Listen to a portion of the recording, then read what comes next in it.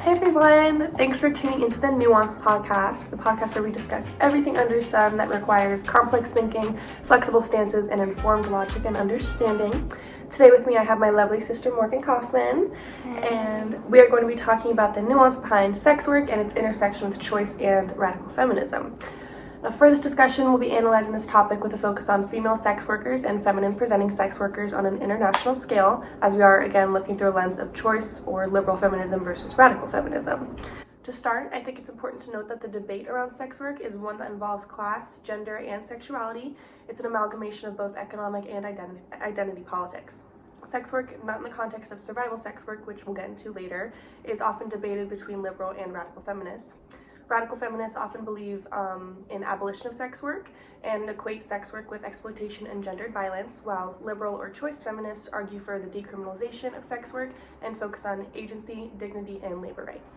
Personally, I struggle with my alignment on which viewpoint I, again, align with, because radical views can eventually get into an area of policing women's bodies, while liberal views can often perpetuate the objectification of sex workers, especially under a capitalistic society where women's bodies have started to become transactional. Liberal and radical views are complete social perception, and when it comes to identity politics, like we mentioned earlier, the social perception of such is incredibly influential in securing or eliminating the legitimacy of sex work. So a study conducted in various Spanish-speaking countries uses the stereotype content model to measure the emotions that are felt by various demographics when thinking of sex work. The measures for this study were admiration, contempt, fear, and pity. And in this study, this came as no shock to me, but men generally viewed sex work and sex workers with admiration on a higher scale than women had. What do you make of that? Well, men are men, you Yeah. know. When women have babies and they're like, oh, how soon can we get to being intimate again? I think the way men value sex is just incredibly different from the way women value sex. Mm-hmm. So I think that's a huge part of it. Yeah, agreed. Because when men think of sex, they don't also think of themselves, but women do. That's a good point. Yeah. The mere fact for me that men admire sex work demonstrates a sense of subversion and makes you question the morality or intention of the consumption of that sex work. Yeah, so a piece of transgressive discourse from the University of Warsaw says that online sex work involves effective and aesthetic labor, maintaining emotional connections with clients while carefully curating one's appearance and persona. Sex workers must construct a persona that is authentic yet marketable, merging personal identity with commodified sexuality. How do you interpret that intersection of sex work and capitalism in combination with the radical and liberal viewpoints that we've been discussing? Well, I could definitely see both points. It's so devastating that so many women do go into sex work for survival when a lot of men don't feel like they have to. Mm-hmm. They can find other routes and stuff. Mm-hmm. And women have been doing sex work for 2,000 Yeah, years. it's an age old. You gotta do what you gotta do to survive. Yeah. We should really just try and consider things from the perspective of the worker. Mm-hmm.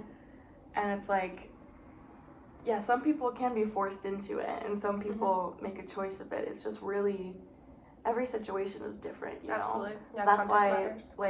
we shouldn't, police women's bodies, be no, you can't do this. You're, devaluing yourself, because that's not necessarily true with how they might feel about what they're doing. Yeah. Would you argue that stance is technically choice feminism?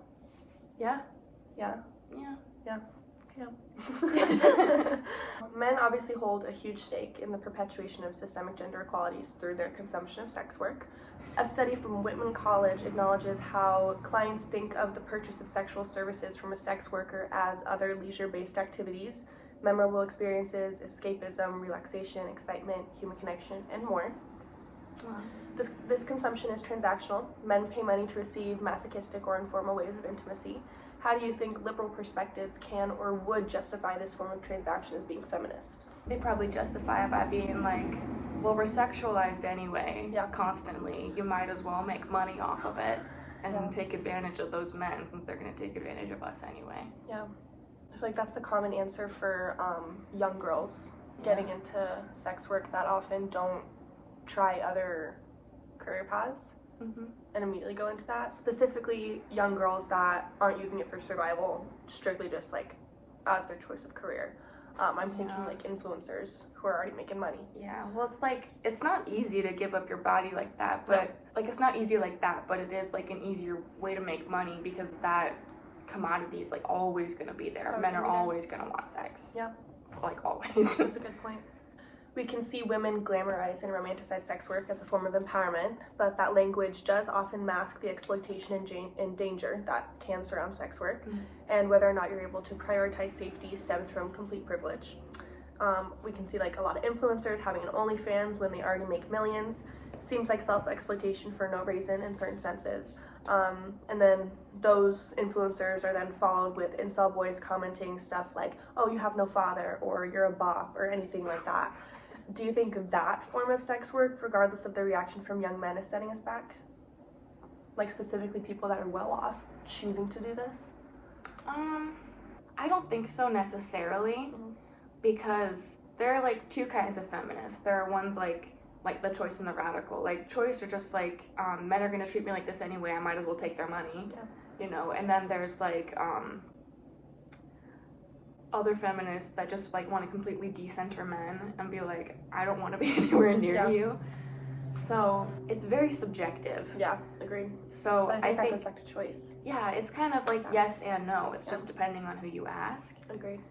I think for me, the most justifiable, and justifiable isn't, sex work should not have to be justified. We know that. Yeah. But in the context that justification does mean something, I think the most justifiable form of sex work is definitely survival sex work. Yeah. An article by Raven Bowen, the CEO of a victim support charity called National Ugly Mugs, discusses the definition of survival sex as using sex work to obtain basic needs like food, housing, clothing, and healthcare.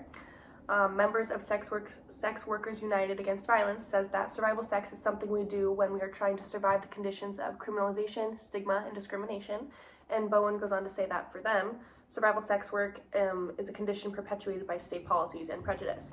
How do you think class intersects with survival sex work, and how do you believe the liberal view of decriminalizing sex work would benefit sex workers, if at all? That just kind of brings up a whole other thing, like, why do women even have to do this? Yeah. So, like, who set that system up? Yeah, like, decriminalizing it would obviously, like, be in favor of sex workers.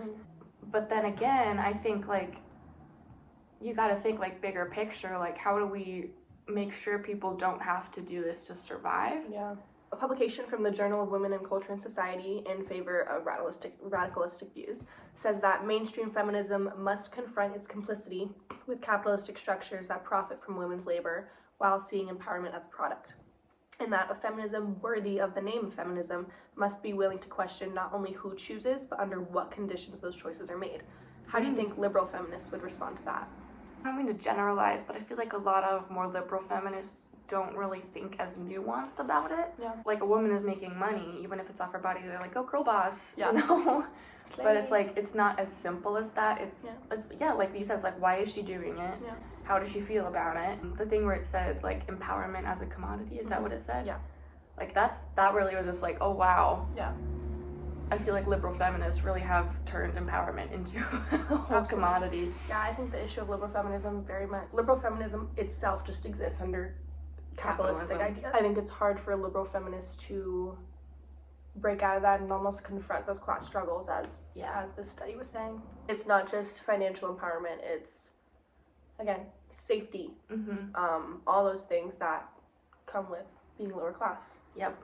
Do you think there could ever be a healthy middle ground for both radical and liberal perspectives on sex work? If so, what do you think that would look like? I think yes and no. There is a difference in choice feminists and radical feminists, because I do believe in choice.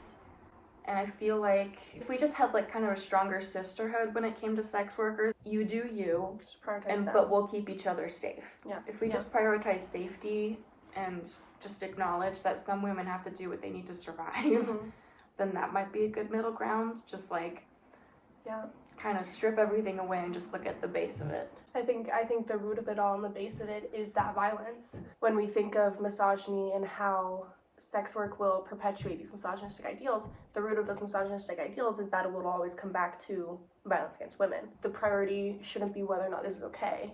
It should just be prioritizing safety on the other end. Yeah, are you safe? Are you okay? Yeah. Thank you guys for tuning into the Nuance podcast. It's been lovely chatting with y'all, and have a great rest of your day. See you next time.